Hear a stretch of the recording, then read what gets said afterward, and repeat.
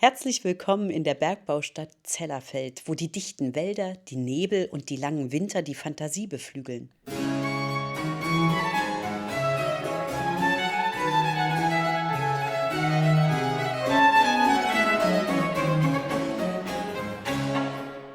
Als Georg Philipp Telemann 1693, also mit 12 Jahren, hierher kam, war auch Zellerfeld eine Stadt im Aufbau.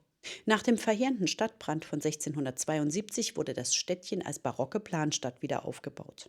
Allerdings eben mit den Spezialitäten der Region. Mit viel Bruchstein aus dem Bergwerkshalden für die St. Salvatoriskirche und mit Schiefer oder Holz verblendetem Fachwerk für die umliegenden Häuser.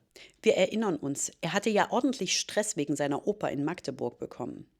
In seiner Autobiografie schreibt er: Ach, aber welch ein Ungewitter zog ich mir durch besagte Oper über den Hals. Die Musikfeinde kamen mit Scharen zu meiner Mutter und stellten ihr vor, ich würde ein Gaukler, Seiltänzer, Spielmann, Murmeltierführer etc. werden, wenn mir die Musik nicht entzogen würde.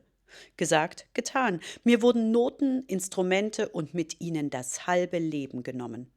Damit ich aber desto mehr davon abgezogen würde, so ward beschlossen, mich nach Zellerfeld auf dem Harze in die Schule zu schicken, weil meine Notentyrannen vielleicht glaubten, hinterm Blocksberge duldeten die Hexen keine Musik. Allerdings lagen sie damit völlig falsch. Denn sein Gastvater, Lehrer, Gönner und wahrscheinlich bald väterlicher Freund war Caspar Calveur.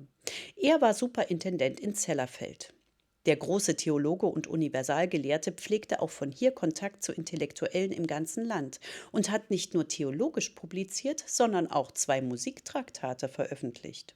Seine umfangreiche Bibliothek war legendär. Aber wie kam Telemanns Mutter auf ihn? Sein Vater hatte mit ihm in Helmstedt studiert. Sei es also aus alter Verbundenheit oder weil Maria Beziehungen ebenso erfolgreich pflegte wie später ihr Sohn oder weil die kinderlosen Calveurs die emotionale und finanzielle Kapazität hatten, einen Zögling aufzunehmen, man weiß es nicht. Telemann bekam hier eine fundierte Ausbildung. Neben den Naturwissenschaften, schließlich war ja Bergbau der Hauptindustriezweig der Region, und dem üblichen Pensum eines Gymnasiasten um 1700, suchte und fand Telemann immer wieder die Musik. Calveur unterrichtete ihn und hinderte ihn auch nicht daran, verschiedene Instrumente zu lernen, seinen Generalbass zu vervollkommnen oder zu komponieren.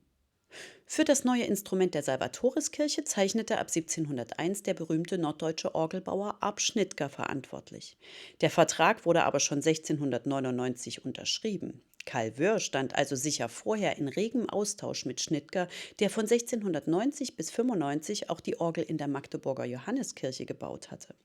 Man kann also davon ausgehen, dass Schnitger beim jungen Telemann durchaus präsent war.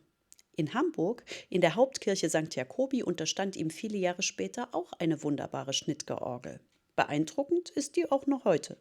Außerdem berichtet Telemann davon, sonntäglich Motetten mit dem Chor und Tafelmusiken mit den Stadtmusikern aufgeführt und teilweise auch für sie geschrieben zu haben.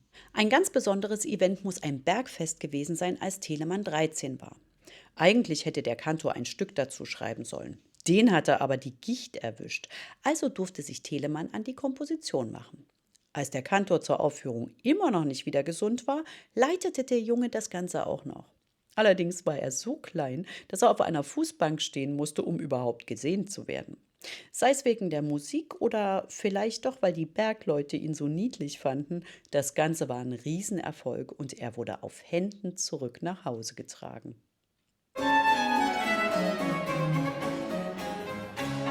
Weil er in Zellerfeld keinen Abschluss machen konnte, mit dem er hätte studieren können, wechselte er nach 4 Jahren nach Hildesheim. Auch hier wissen wir nicht genau, wie es dazu gekommen war.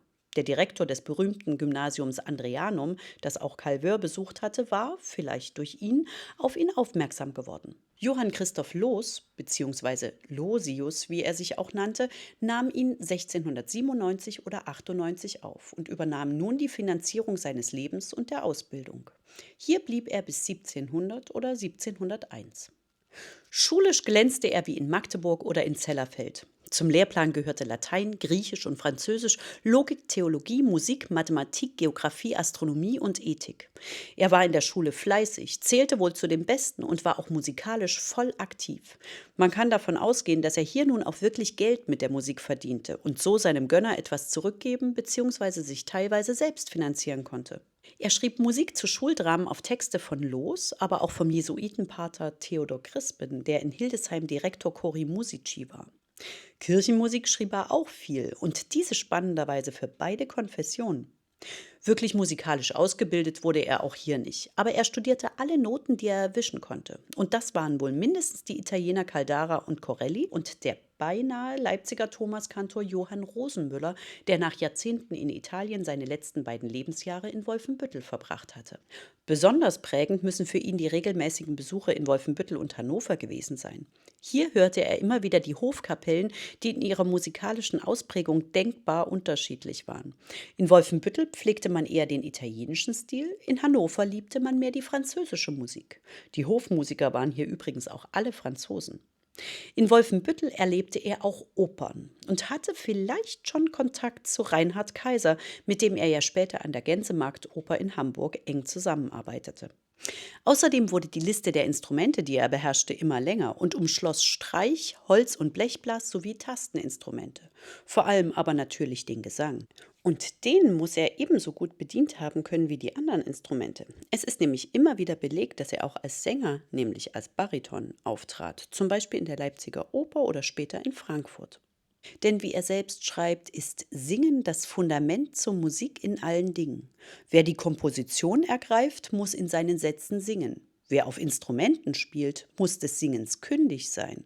Also präge man das Singen jungen Leuten fleißig ein.